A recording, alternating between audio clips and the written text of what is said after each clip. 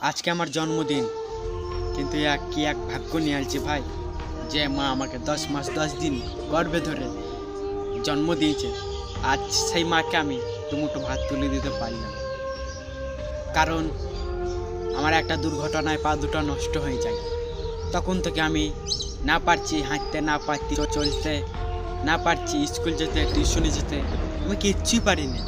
আজ প্রায় 3 বছর ধরে আমি এইভাবে হুইল চেয়ারে বসে থাকি। আমি হাঁটতেও পারি না, চলতেও পারি না।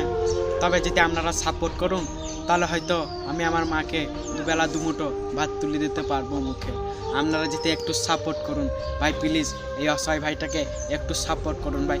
খুব কষ্টের মধ্যে আছি ভাই, প্লিজ দয়া করে বলছি ভাই, পেজটাকে একটু ফলো করে একটা শেয়ার দেন ভাই।